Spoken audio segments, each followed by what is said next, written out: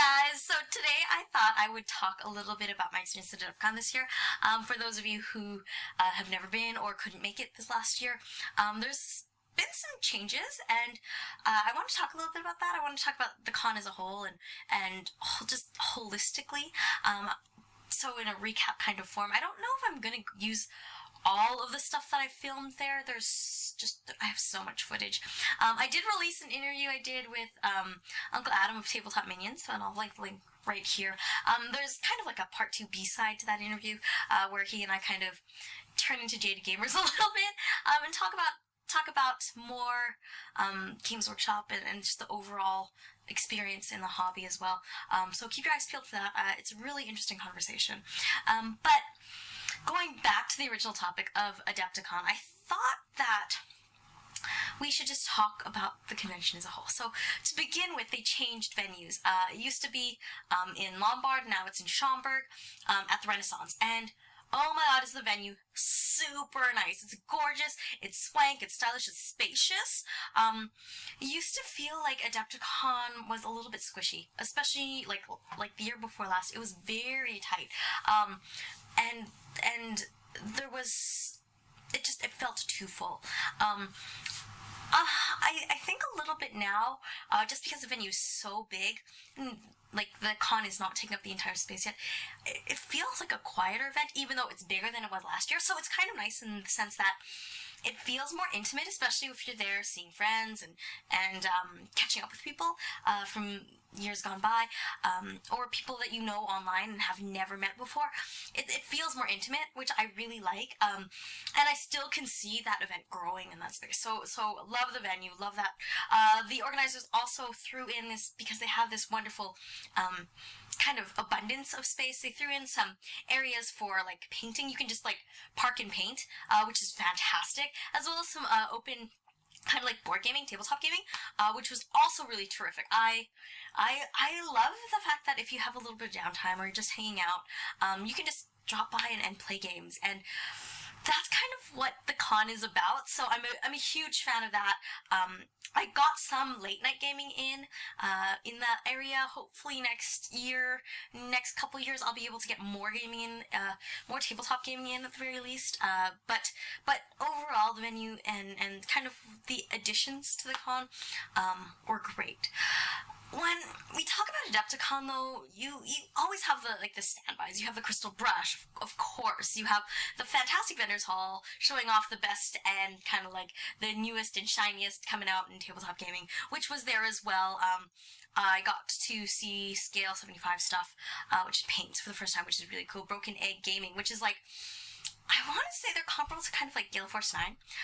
They make these really great gaming aids, and I'll kind of talk about them a little bit more in my haul video, which I'm also working on from AdeptiCon. I got so much stuff, I really need to go through it.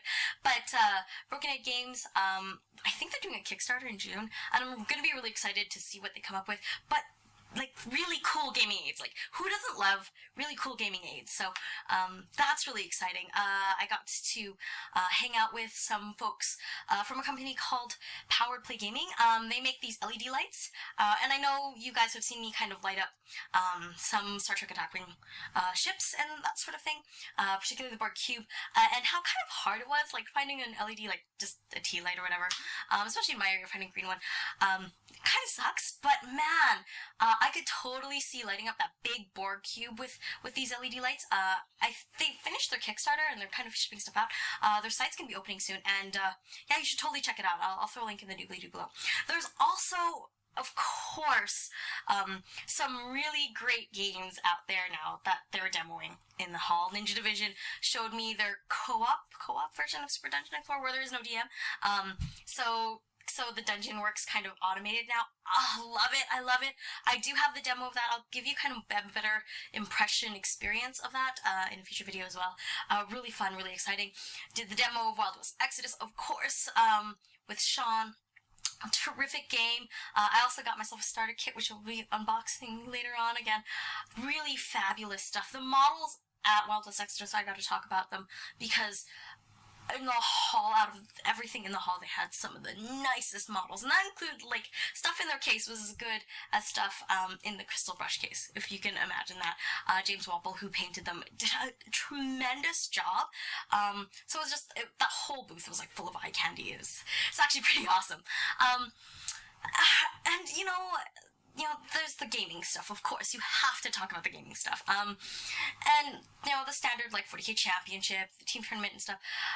And that's kind of par for the course. I mean, it's a tournament. It's a gaming event, of course. I'm not such a big fan of competitive gaming, so that stuff doesn't normally appeal to me. But when the team tournament guys kind of, I'll use, for lack of a better term, whip it out and measure out their gaming prowess in the form of display boards, I'm all about it. Like, I will film it all day, every day. Guys, just whip it out and show it off, because there are some really beautiful display boards that came out this year at AdeptiCon, and I was floored by them. They're just stunning. They're just stunning. So it was super impressive. Again, one of the highlights of my experience at AdeptiCon is seeing that thing, and that's uniquely a kind of part of the AdeptiCon. The team tournament is kind of unique to them in the spirit of it. It is extremely fun. It is lighthearted. It is everything that I feel is best about wargaming. So I will always support it. I will always, kind of have a soft spot in my heart for it. And there's also late night gaming. I think that's the one thing about having a convention space that big and that nice is there's a lot of late night gaming going on. There's a huge Battle of Pirates that was happening in the main gaming hall one evening. Which, man, that looked like a lot of fun.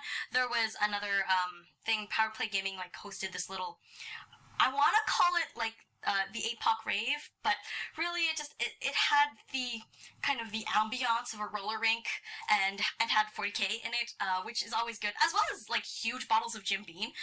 So that's never a bad thing. And that was really cool. And there's something to be said about the nature of casual gaming when you mix in alcohol and you put it on after sunset. It's lighter and it's fun and it's social and it stops being about competitive hard play and all about winning. And again, it's one of the things I love about mini wargaming. So the late night gaming was fantastic, and I really look forward to seeing what other kind of those types of events show up as the con gets bigger, because there's gonna be space for it. So I want to see what's out there. And finally, there's the social aspect to AdeptiCon. I mean, as much as I can say it's all about shopping and models and gaming, it's also about hanging out with friends. And of course, there's some really great socials that were put on by Geek Nation Tours, as well as one of my favorite podcasts, Screamin' Heretic, who puts on a killer party every year at AdeptiCon. Those kinds of socials are really lovely in that, you have some drinks, you talk with friends, you meet people you may never have met before. Even if you're outside of those socials, you have the opportunity to do that at the con. Again, because it still feels intimate. So I got to hang out with the Cooler as well, who you may have seen hanging around mini wargaming for a little while back there. We had a conversation on a couch with some beers that may not see the light of day. We'll see. I'm just saying. But it was a really fun conversation about the state of the hobby, and my jaded gamer kind of came out again. I turn into this surly jaded gamer when I get drunk, so that's kind of what happens at these kind of socials. Yeah, you wax philosophically about Games Workshop and other gaming companies and what they're doing great and what they're not doing so great. So those conversations are really interesting. Yeah, that was kind of my AdeptiCon experience. I gamed, I met people, I hung out, I talked the hobby, talked shop, and yeah, I might have even sang some karaoke, but all in all, I look forward to AdeptiCon every year. I think the more I've attended AdeptiCon, the more I look forward to the next one. So every year has gotten better. as a con, and so every year I wanted to go more the next year. I'm planning to go to 2016. I hope you are too. If you're checking this out now, never been, or have been to other cons with like other interesting experience, let me know about them in the comments down below. I want to hear what your favorite cons are and why they're your favorite cons. While you're down there, don't forget to hit the like button to like this video and subscribe to my channel. It's VEDA, which is Video Everyday April, so I'm putting out a video every day this month, and I'm gonna do it. I'm gonna see it to the end, so if you subscribe, you get new content every day. Until next time, I will see you